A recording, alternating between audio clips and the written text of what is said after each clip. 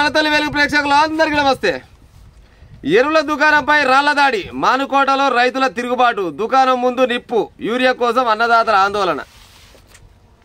జర్ర నోరు జారినా జారత, ఇక జారక తప్పదు. కానీ ఇప్పుడు తెలంగాణ రాష్ట్రం పెట్టుకుందాం.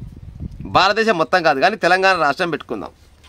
తెలంగాణ రాష్ట్రంలో ఎన్ని ఎకరాల భూమి ఇవాళ పంటలు వంతున్నాయి, ఎన్ని ఎకరాల భూములు పంటలు వంతలేవు అనేది లెక్కలు మొత్తం రాష్ట్ర ప్రభుత్వం దగ్గర ఉంటాయి.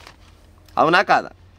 మరి ఏమన్నా కడుపుకు అన్నం తింటురా, వీళ్ళు గడ్డి తింటురా నాకు తెలియదు, రాజకీయ నాయకులు. కానీ మరి తెలంగాణ రాష్ట్రంలో పంటలు పండే కాలం దగ్గరకు వచ్చింది. నిన్నవాన వానలు జోరుగా కొట్టినాయి, ఎంతో కొంత అయితే మొలికెత్తినాయి పంటలు. మరి వాటికి యూరియా వేయాలి, ఆ యూరియా వేస్తేనే అవి పెరుగుతాయి. వెనకటి లెక్క ఆ పెండో బిండో వేస్తే పెరిగే కాలం అయితే లేదు.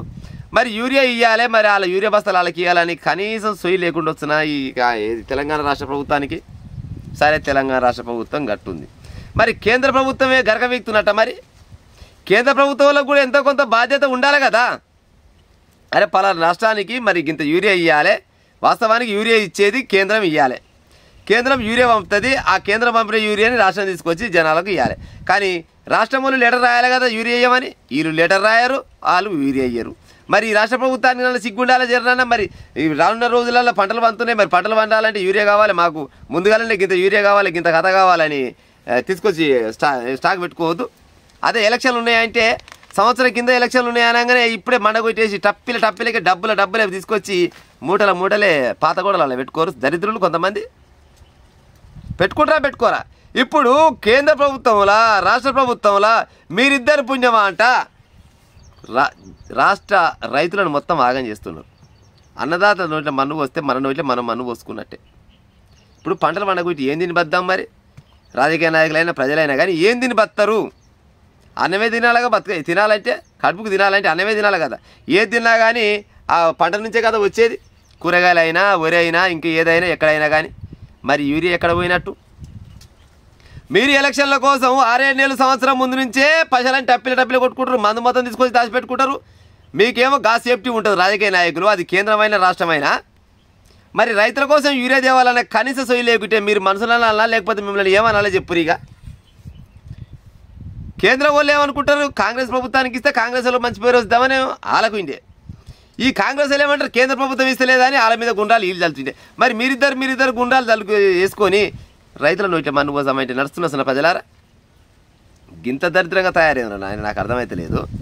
రైతులకు పంటలు పండాలంటే యూరియా వేయవలసిందేనా ఇప్పుడున్న కాలానికి. మరి ఆ యూరియా లేకపోతే మరి ఎట్టగలి పంటలు వంతాయి? ఒక్కొక్క రైతులు పొద్దుగాల కూసుంటే భూమి కూడా కొనబోయి అన్నీ తింటారు. పొద్దుగుకిన దాకా ఉన్నా కానీ ఒక యూరియా బస్తా వచ్చి పాడైతే లేదా? మరి ఎప్పుడు ఇస్తారు యూరియా? ఇక ఎన్నడు ఇస్తారు? పంటలు అంగు దాటిపోతుంది. అంగు దాటిపోయినాక యూరియా వేస్తే పంటలు వంతాయా? ఇలా కొత్తగా వ్యవసాయం చేస్తున్నారు రైతులు కొత్తగా వ్యవసాయం చేస్తున్న సంగతి, కొత్తగా వ్యవసాయం చేస్తున్నారు అన్నది మీ రాజకీయ నాయకులకు తెలియదా? పంటలలో యూరియా వేస్తే పంటలు వంతాయా అని రాజకీయ నాయకులకు తెలియదా? లేకపోతే రైతులు తెలియక వ్యవసాయం చేస్తురా? రైతులని నాశనం చేద్దామని చూస్తే రైతులు తలుచుకుంటే కేంద్రమైన రాష్ట్రమైన ఎవడైనా కానీ నేల నాగవలసిందే పక్క. రైతులకు వాళ్ళు ఏమడుగుతారు?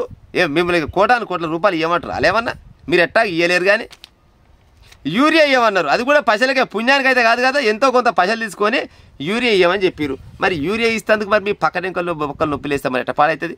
యూరియా లేదా? లేకుంటే తయారు చేపిస్తామా? మీకు కావాల్సిన తయారు చేసుకోరా? మీకు కావాలంటే చట్టాలు మారుస్తారు, అన్ని రకాలుగా మీకు అనుకూలంగా చేసుకుంటారు.